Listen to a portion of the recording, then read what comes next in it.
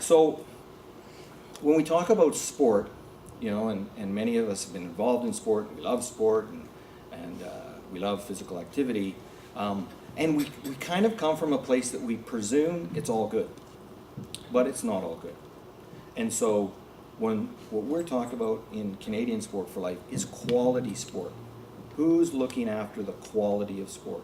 How are we making that experience for the child, for the adult, for the high-performing athlete? How do we make that better? So it's quality sport that matters. So I'm going to go through a few slides at the beginning that are kind of, again, you know, crystallizing in that big picture about the movement. Then we'll go through a little bit driving down to physical literacy in the course of this presentation. So 3 outcomes, and these 3 outcomes, and you've seen them, you've been around this information, but it is you know, constantly to check in with, okay, is this developing physical literacy? Or what we're doing, is it developing physical literacy? Is it creating a situation so that people are active for life? Is the opportunity for excellence there if the choice, if that's a choice to try and pursue? So those 3 outcomes are always at the forefront. So how many of you read the Canadian Sport Policy 2.0? Oh, there's a couple of gainers in the room. That's great. We're activating it. We're moving it forward, so it's all tying in. One country, one vision, one system, and you know, I say that. And what does that mean? And again, if you run things through that filter of okay, what am I doing here? Does it, you know, does it fit? And it is to say, well, is the way that we're playing the game in the community consistent with the way the provincial sport organization recommends it to be based on the national experts that have worked through the sport-specific LTAD models? Are we doing it in a consistent manner? And that's another filter to always be running through. This is the bad girl of Canadian sport. You know, internationally sanctioned. My goodness, it's awful. But so then, developmentally appropriate sport. And again, this is a filter where in the course of our work, you know, we have people coming up and saying, "Oh, you're trying to do this, you're trying to do that," and it's all contextual. It may be that through looking at a long-term athlete development model that there should be earlier specialization, that there should be more competition at a particular age group. Typically, that's not the case, but if it's developmentally appropriate, it could be. And that's where this is to ensure that it's contextual, always contextual. And I'm particularly fond of this picture for a couple of reasons.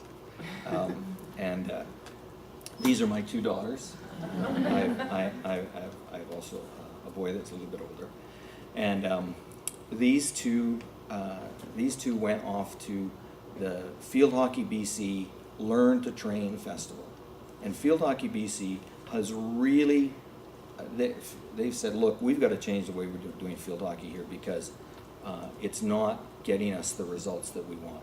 There's less participation, and their performance had consistently been going down on the world stage. So they really have gone LTAD, Canadian Sport for Life.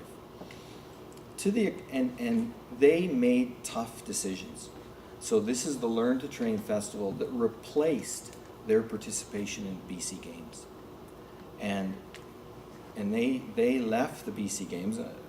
I'm sure there was a number of reasons. One of the reasons was they felt that awarding medals to the top teams that were confined to the structure, the existing structure of zones, was not the right thing to do at that time in these kids' development. So they made a really tough decision. They said, we're going to choose to leave the BC Games. And the BC Games are great. They're a great festival of activity, as I'm sure you all know. But they made that tough decision to advance their sport because they don't want to be insane. We all know the definition of insanity, right? Does everybody know the definition of insanity? Nod your head. Right. Okay. So they didn't want to be insane. So they're changing things, and they're making tough decisions to change things, and that's often the case. And in your case, in your cases, the challenge is to be able to motivate someone to act in that way, right? Because you're the leaders, you're the champions, and you're trying to get people to make those tough decisions. And so, and these girls who were a bit tepid on field hockey came away from that event loving field hockey. It's just loving it. And we'll get into that, I know, a little bit later. Yes, there was no keeping of scores, there was no keeping of standings, there was no medals awarded. They loved it. Every parent knew the win-loss record. Most parents knew who was the leading goal scorers. And that's okay. There's nothing wrong with that. But it didn't have to be in the faces of the kids, on the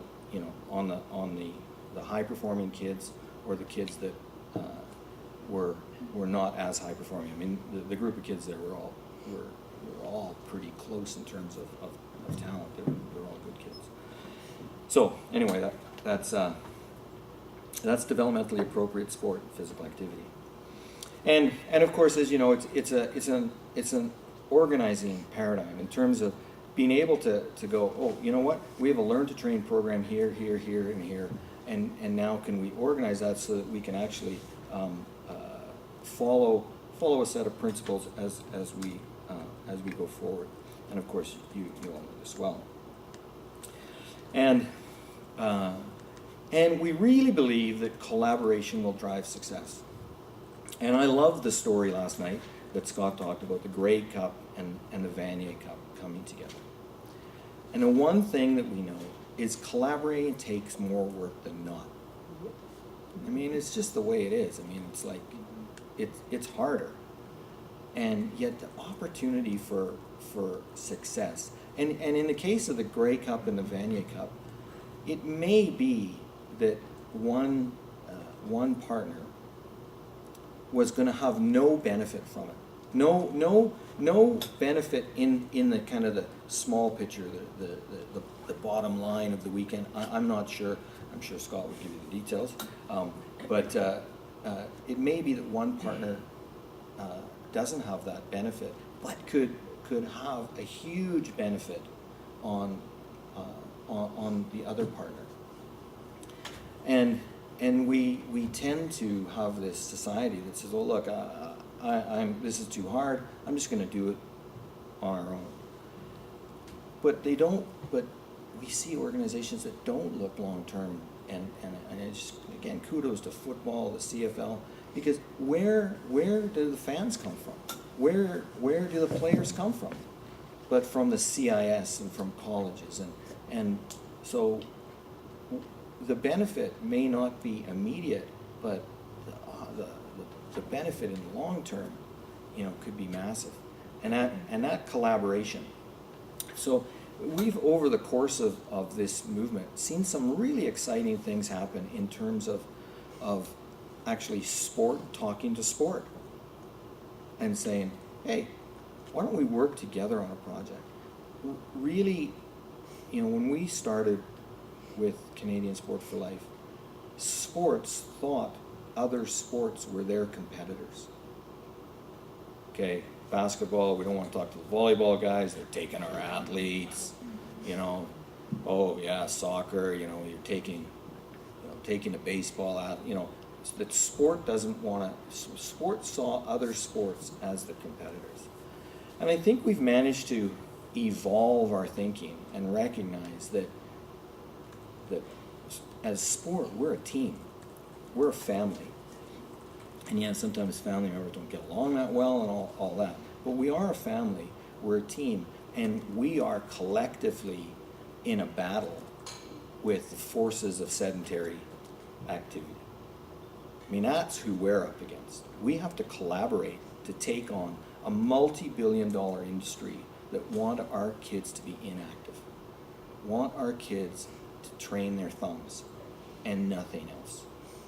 And that's where we've got to work together, and this is why it's great that everybody's in the room, that there's entities like the Kamloops Sport Council that we can collectively come together to take on that battle. Because it's a tough battle, and it's a battle that, quite frankly, we're losing.